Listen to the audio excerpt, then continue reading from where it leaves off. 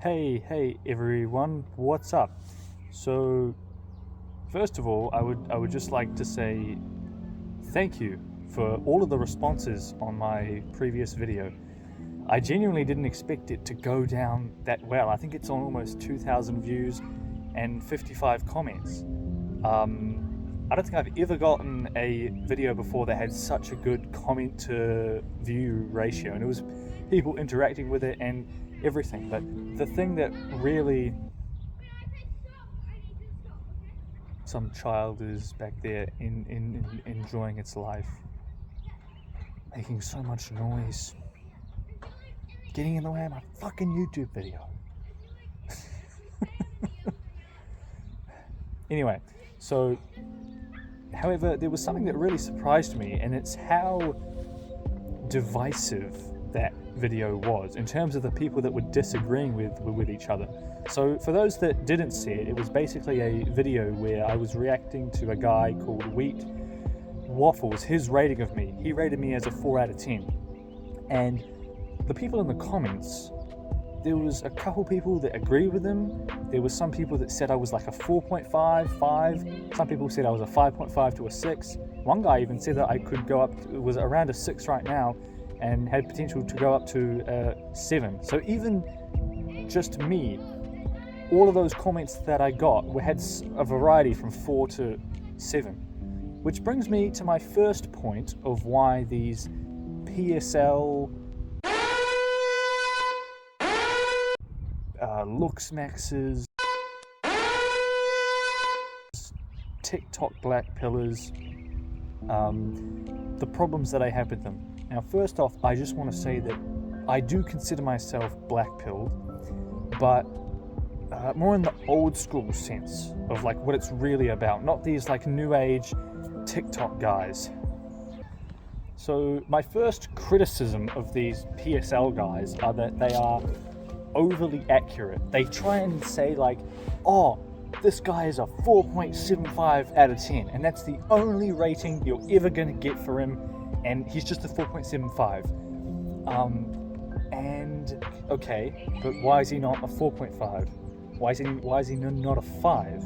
I've seen, and no matter how objective you try and get with all the facial ratios and everything and the harmony and putting a number on it, beauty is at least somewhat subjective. Now, I'm not going to go full-on blue pill Disney princess and say that it's 100% subjective, because it's definitely not. There are definitely objective things. But even just looking at my video, there were people that rated me as high as a 6.5 to a 7 and as low as a 4. So even if it's just me, there's already a big range there. I guess if you were to average them out, you would get around 5.5 or so.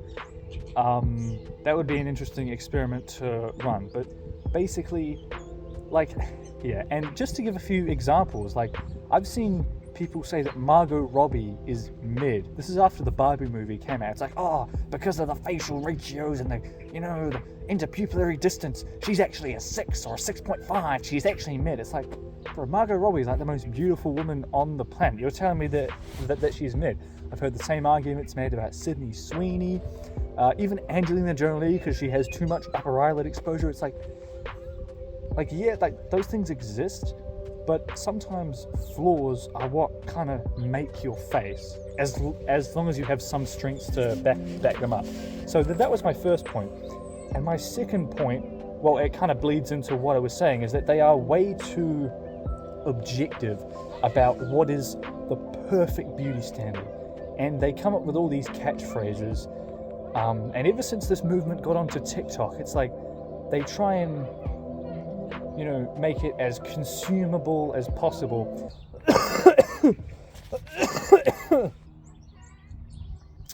What was I saying?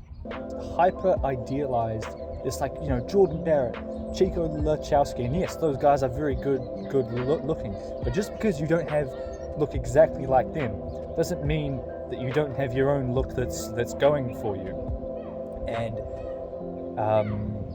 yeah, like there were some people in my comment section that saying my jaw was great. Some people were saying that I had like that my jaw wasn't great. And at the end of the day, it's like I don't really care that much about what a bunch of guys commenting on my on my YouTube videos. Like, that's not what I'm aiming for. So I guess I would add another point, and that's that they fixate too much on the male gaze, what men find attractive in other men, which, unless you're homosexual, isn't really what we should be concerned with. We should be trying to optimize for the female gaze. That's just always made sense to me. So yeah. And the last thing is not taking any other factors into account. So they seem to be really overly fixated on facial attractiveness, and particularly the genetic aspects, the things that you can't change. And that is a factor. In fact, it's probably the factor that holds the most relevance, the highest percentage in how attractive you are. But it's certainly not the only factor. For instance, only a few people noted in the comments said that I'm 6'1", which I feel would be an advantage. There are other things such as, IQ, what class, what background you come from, your geographical location. Not all of these are necessarily looks based, but they are either genetic based or environmental factors that are kind of out of your control or not very far within your control. But what about the things that are in your control? And this leads me to the conclusion of this video, which means they are not solutions oriented. They are overly fixated on the things that you can't change, which is a problem because there are things that you can change, and by only focusing on the unchangeable aspects, you essentially become that. And this is like a weird, bro science mindset thing, but it is true that if you don't at least try to not just looks max, but max everything else, then you don't really know what your potential is. You might have seen these, TikToks where it's like, I'm so lucky, and they have like this, model, this supermodel looking face, and it's like, okay, but what are you going to do with that information? It's something to think about. So I think that's all I have to say. This is a video that I've been wanting to make for a while now, but I just never felt it necessary until I posted my previous video where it got a lot of good responses, and I feel like there was quite a few talking points that I could leap upon. So I would say that's it. If I could sum it up in like 5 words, it would be: too much autism, no solutions. Alright, thank you guys. See you in the next one. Peace out. Wait, hold up. This is not the beat. Okay, so as I was editing this video, I decided to...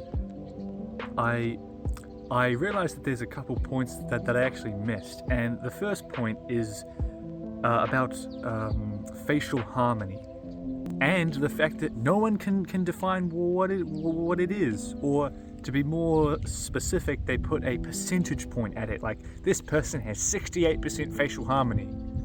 Okay, why not 66? Why not 71? Why not 74? 60? It's like, my point, it basically goes back to my original point that, like, it's too specific. When you try and get as specific, you get less accurate. So, or like when you try and get as specific as possible, the accuracy diminishes. So, yeah, that's basically my first point. And then, now my second point is that out of all of this PSL Looksmaxxing, thing, my second point is that people were really obsessed about the person giving me the rating. So as you probably know, Waffles rated me, but then, and similar with the people rating me, there was a lot of disagreement on who was the best rater. Oh, Wheat Waffles is right, man. You are an LTN. Oh, Wheat Waffles is wrong. He overestimates himself. There's no way you're a 4 out of 10. And then people were saying Road to 1% was better. Guess what? Road to 1% rated me. He rated me a 5.85. So even between Wheat Waffles and Road to 1%, there was a big difference. People were saying Face IQ. Now, I like Face IQ's videos. I think he's a bit, like, autistic. There's no other way to say it. But I like him. And then people say, oh, no, Face IQ's better. And it's like, does it really matter?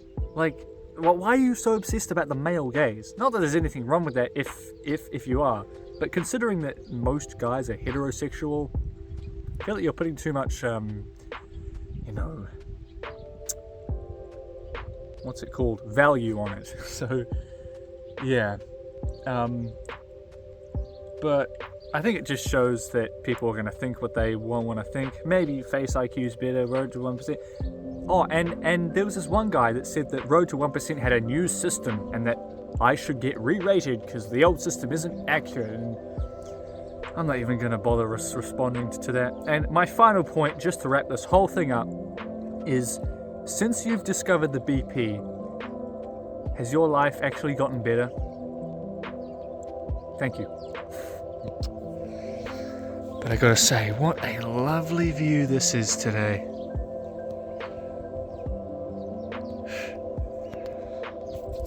Certainly worse places to film videos.